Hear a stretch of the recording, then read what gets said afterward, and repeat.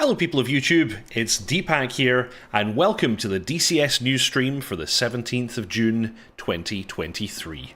I hope you all enjoyed that most recent Mirage 2000 video there, most recent in my tutorial series, all about the DO mode, or the designation objet, or objective, or something. My French is terrible. Designated object. Let's do the English. That's much simpler. Yeah, so basically the ability to plot a contact that you're given. Very nice in the way that it works with INS points, because of course you're going to tend to be getting bullseye callouts, and it means that as long as one of your waypoints is the bullseye, you can always plot those targets. So quite nice. Welcome to the stream, Tog. Welcome Mike Delta. Welcome Paul Dillon. Welcome Eagle Wings. Welcome Pink Floyd. Welcome Charts. Welcome Predator Channel. Tog, Rain, I'd give my last drop of cherry cider for that. This man has cherry cider and he's giving it away? God, I've never even tasted such a thing, but it sounds delicious. Fair FM, welcome to the stream. So yes, I don't know what I'll do next week for the Mirage. What I might do is actually cover the data link, because the Mirage doesn't have a fighter-to-fighter data link like Link 16, but it has a data link system that works with ground stations like GCI. So that's kind of a cool system, and given that this is the interceptor version of the Mirage 2000, this is exactly how it was designed to be employed. Like a ground station would be tracking the target, the Mirage would get either DO style information like I demonstrated today, or there'd be an actual live data link, and it could probably approach with its radar off, get a bit closer, pop the radar on, give them a fright, and make them leave. Or fire missiles if they have to. Sean IM81, welcome to the stream. Face Track Noir. Exciting. So yeah, that was good fun. Like I said, I'll probably do the data link next week, so stay tuned for that. Also, I'm doing another little bonus video this week, so if this stream today can hit more than 50 likes, go ahead and hit that like button if you haven't already. I will pop out an additional video. It's actually a short one, and I'll give it away so that you know what you're voting for. It's simply my first look video for the DCS Sinai map, which was very nicely provided by Pink Floyd, member of Deepak's ground crew. Big shout out to Pink Floyd.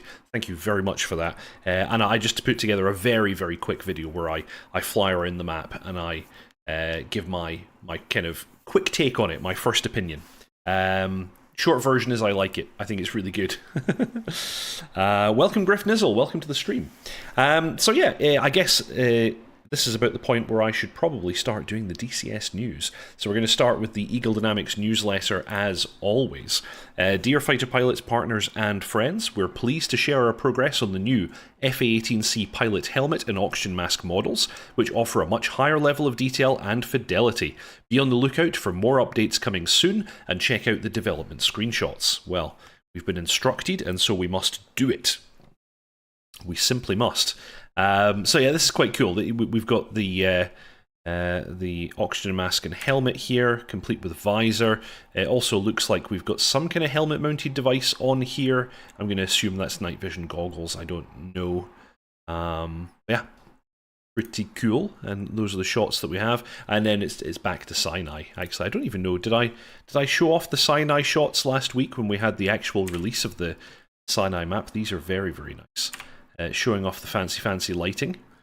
Looking very nice. You're very welcome, Pink Floyd. I'm glad that you enjoy the show. Welcome to the stream, Mr. Yeti. Thank you for your clip that you shared on the VAF Discord. I should print t-shirts with that on it. Do me a solid. It worked. We surpassed the 8,000 subscribers, so I'm very excited about that. Some very cool SAM sites with revetments you can set up on this map as well, which is very nice. These look like SA2, I think. I'm sure someone can correct me if I'm wrong. Yeah, very nice.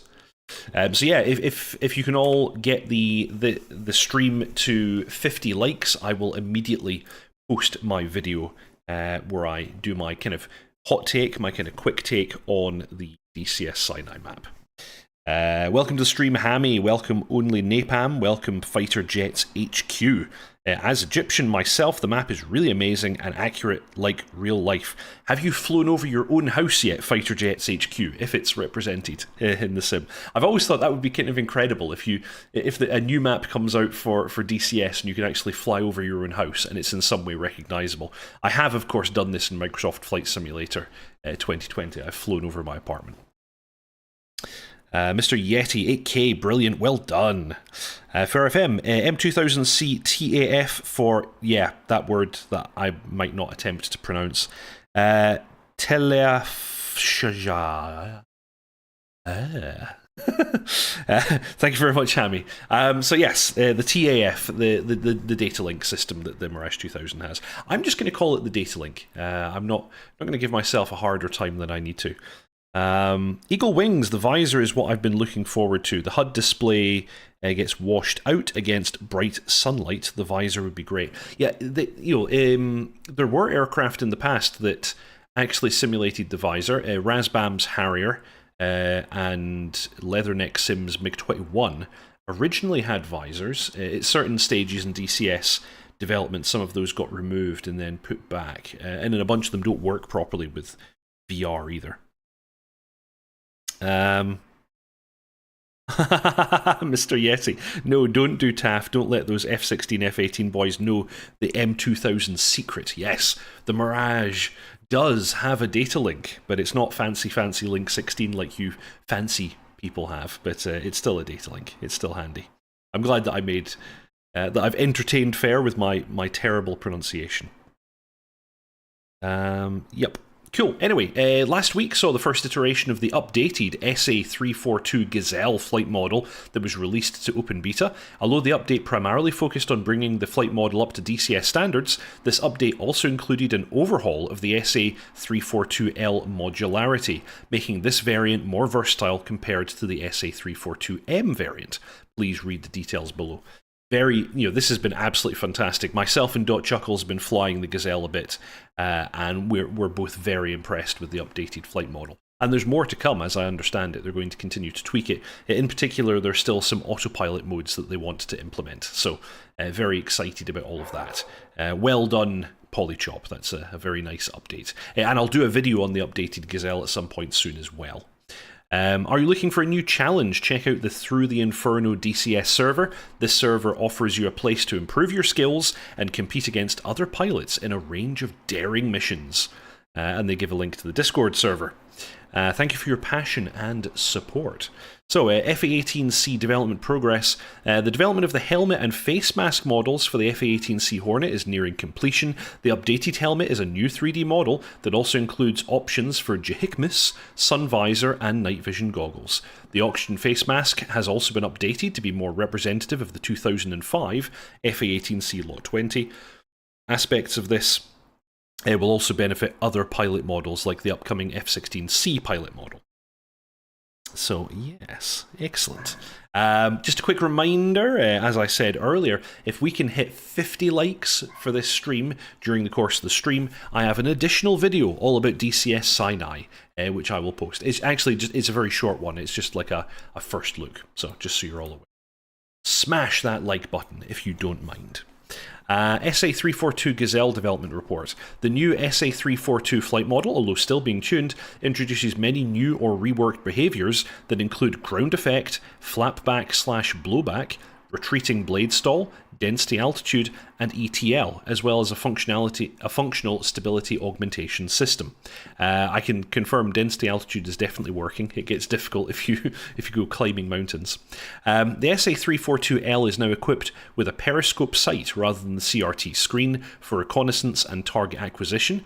It is also now capable of carrying a variety of weapons, including Hot 3 missiles, that's what the M model originally carried, HMP 400 50 cal gun pods, the GIAC M621 20mm cannon, that is in fact the original cannon it had, SNEB 68mm rockets, again, that's what it originally had, and the Mistral AT-AM, replacing the previously available SA342 Mistral variant. The cockpit layout will also change based on the loadout, and you will now have greater control of weapon configurations. The SA342 has also received numerous quality of life enhancements that include reworked sighting stability, various special options for trimming, and the ability to hide the collective and gun sight. This is actually particularly handy. You can fold away the periscope on the left seat, and you can also detach the gun sight on the pilot seat and give yourself a really clear field of view, which is very nice. A complete listing of the SA342 changes and fixes is available on the changelogs of last week's DCS Open Beta patch. Please read the full changelog here. We actually covered that in last week's video, so I've already gone over those.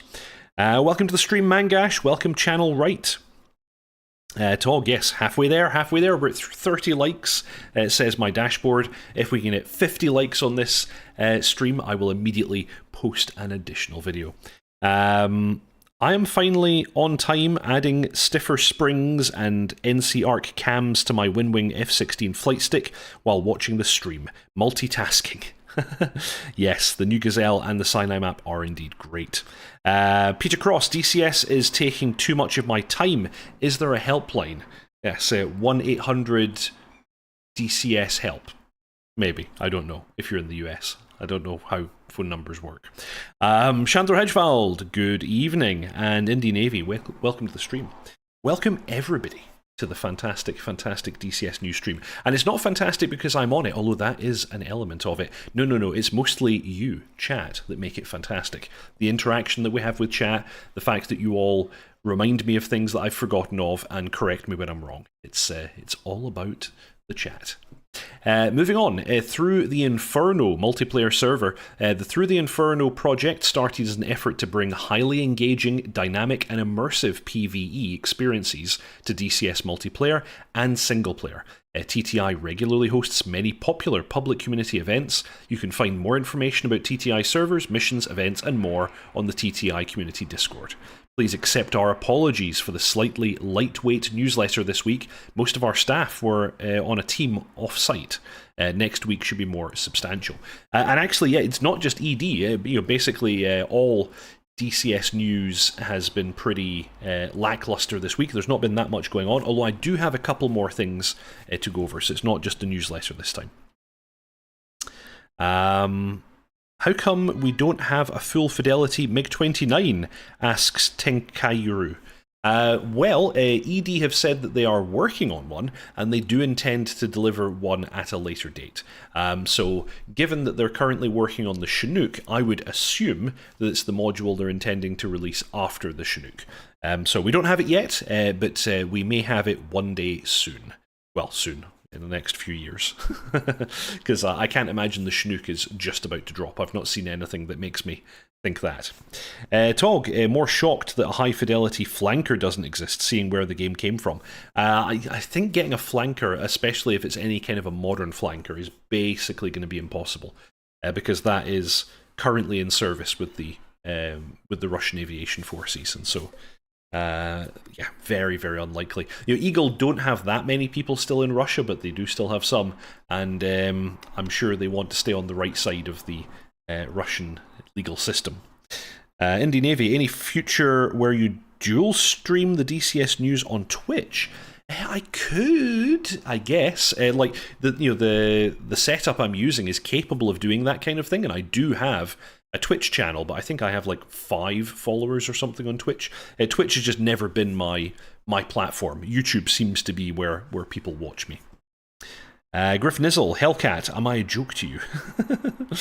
And Pink Floyd wants his CH-47. Yeah, I'm kind of psyched for the CH-47. Like, it's a big boy. It's a big, complex machine. It has a lot of avionics. It's probably quite interesting. And then, there's a fair number of mission types that you can employ with it. Setting it up as a FARP, using it for heavy lift, doing sling loads, all that kind of stuff. So yes, very exciting. Oh, okay, I see what you're saying, Talk. Yeah, fair enough. So that's everything that was on the newsletter this week. Another thing to note is the OV10A Bronco, which is a community mod by Split Air, had a recent update. You can now drop paratroopers out the back, and they've also added an additional type of cannon that can be fitted on the center pylon to accompany the 50 cal machine guns that it carries in its little wings. And in addition, you can also swap out the Sidewinder pylons for additional rockets if you want to carry even more rockets. So go and check out the OV10A Bronco. It's at splitair.gumroad.com/L/FWZXN. Might be easier just to Google search that. But yes, yeah, OV10A Bronco, very, very nice and well worth a little download. It is donationware, so you can download it for free or you can give them some money. And if you have the money to spare, I would recommend you give them a little bit of money because it's a nice project. Mr. Yeti, CH-47, I can't wait for that. They fly over me all the time and I love that thud sound. Yeah, it's a big boy. Peter Cross, might sound silly, but I like doing the full start and shutdown in my F18C. I would like to see the pilot actually descend the jet and walk off. Just a little more of a complete session. Yeah, these little bits of immersion that they can add to the sim are very, very nice. Like I like, is it the Mirage F1 by Aegis? Where they actually, before you close the canopy, your pilot's not wearing his helmet, and his helmet is actually just sitting on the canopy rail. I like little details like that. A few of the modules have this kind of fun stuff implemented, and the more the better. Like, it wasn't that long ago that not many aircraft had the wheel chocks. It's really nice to see the wheel chocks in there now. Aircraft like the GF-17 actually have the detachable ladder, which is installed, and the air intake covers are installed when you get to the aircraft, and you have to ask the ground crew to remove them. I love details like that. I think that the more of that kind of thing that we can see, the better. These are all really, really nice. Oh, I guess the other thing to say about this Bronco update is you can now open the canopy and it's animated, which is quite nice. Oh, wow, okay. dotChuckles, I'm in your comments setting up the bomb. Oh dear, oh dear. Griff Nizzle, is the A1 still a thing? Kept hearing a rumour it had been cancelled, but there's been no news that can verify either way. Total radio silence since the announcement.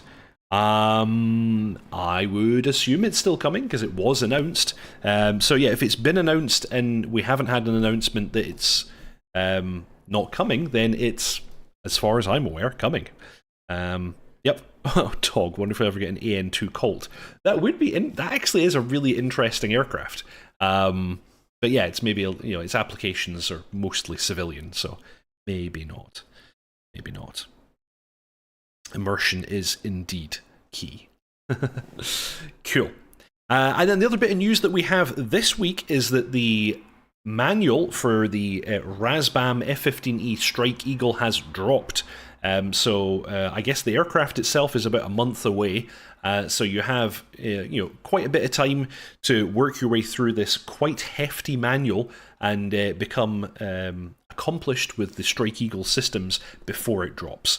So that's well worth a look. It's been posted on Razbam's website. I would assume that you can also find it on the Eagle Dynamics forums as well. Channel Right, it would be nice to have the option at the of the wheel chocks in the mission editor.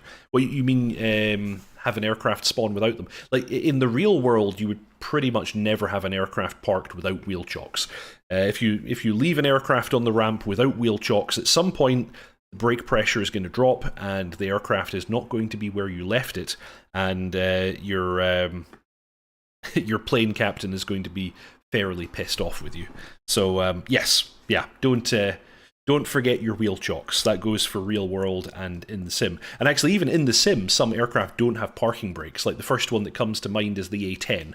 The A10 without the chocks, if the wind is right, or if you're even sitting there with engines idle, it might just roll off. So yeah, always use wheel chocks, kids. Pink Floyd, I thought the F15E Manual was going to be some crazy interactive thing. Are you maybe thinking of the F14? Heatblur, when they released the F14, actually made a kind of interactive web version of the manual, and it's still up actually, and it still gets regular updates. So that's been a really good example of how to document a module, I think. Quick reminder, everybody, I'm looking to hit 50 likes on this stream today. If any of you out there haven't hit that like button yet, go ahead and do so. When I hit 50 likes, I have an additional video that I'm going to publish. It's just my very quick first look at the DCS Sinai map. So go ahead and do me a solid and click that like button. Griff Nizzle, over under, how many times will Mudhen Manual become completely invalid in the next 3 years? Well, you know, they're going to update it for sure. Like things like the Chucks guides, you know, I try to keep my Chucks guides up to date as well because, you know, aircraft receive updates, they receive additional systems, especially the way that Razbam are intending to develop the F15E, where they're looking to do updates in a kind of chronological order, where it'll start with a kind of earlier version of the aircraft and then we'll get later versions with, you know, primarily things like more advanced weapons and better targeting pods, but I think they're even talking about having different software suites, so yeah. Tog, when I bought the A10 when it was first released, I had a custom manual published for it, just for my own reference. Oh my. Yeah, the F15 is going to be a big one. Do me a solid. That's going to be my catchphrase. No turtle heads.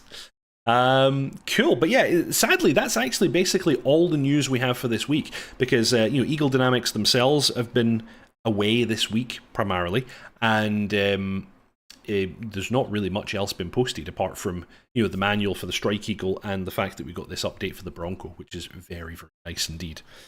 And sparrows. Yeah, sparrows. So yeah, it's that time again where I pimp the VAF, and while I'm pimping the VAF, I'm going to run this fantastic video that VAF Jupiter created to kind of tease people, make them want to join the VAF, the Virtual Air Force. So the Virtual Air Force, it's a virtual online squadron originally started by myself in dotChuckles many, many moons ago. It's a kind of opt-in milsim style experience. You have the ability to join and fly basically any aircraft that you would like, whenever you would like. Or alternatively, you can join one of our internal squadrons. We currently have squadrons for the Harrier, most importantly, the A-10, the Apache, the F-16, and the F-18, and we have other squadrons to come. We're actually, for AAC, our Apache squadron, are looking at the possibility of flying different utility helicopters in addition to the Apache. So if you're into flying things like the Mi-8 or the Gazelle or the Kiowa when it comes out, all that kind of stuff, then you want to join for AAC. So yeah, we generally fly on Tuesdays and Thursdays at, now let me think, 7 PM UK time.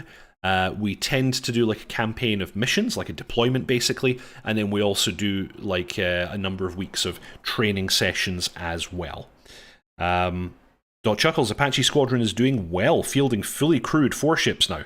Yeah, or even more actually. I've seen them with quite a lot of aircraft airborne at any given time.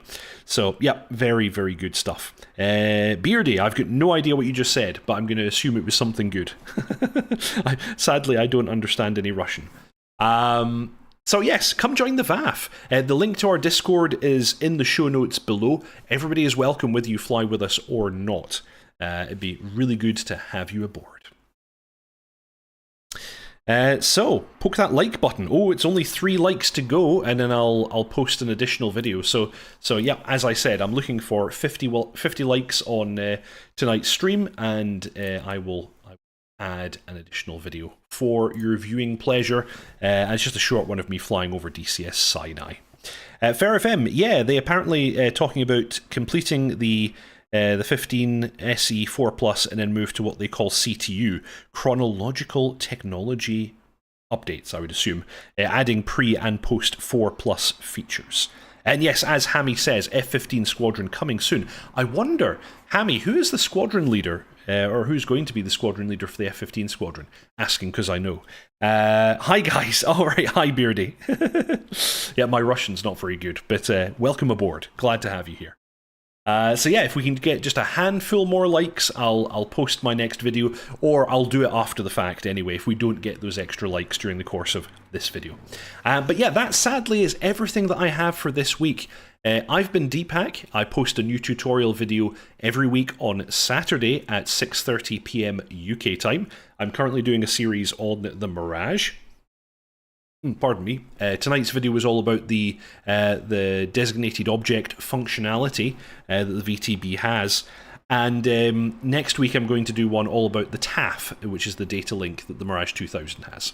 And those tutorial videos are always followed by the DCS news, which just happens to be this thing, what you're watching right now. So if you haven't already, please subscribe, like and comment. It's a really big help to me and to the channel.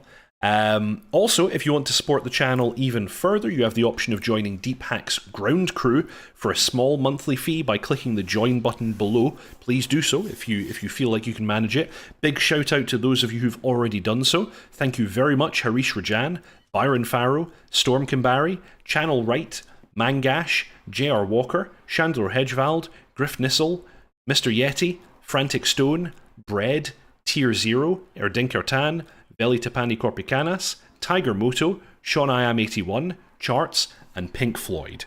And thank you very much, Pink Floyd, for donating the DCS Sinai map. It was thanks to you that I was able to record the video that I'm about to set live right now, because we've just hit 50 likes. Thank you very much, everybody. So, yeah, thank you very much, everybody, for... I think I have to close the live chat. Oh dear. Yep, thank you very much for watching, everybody. Fly safe, and I'll see you all next time. Ta-ta.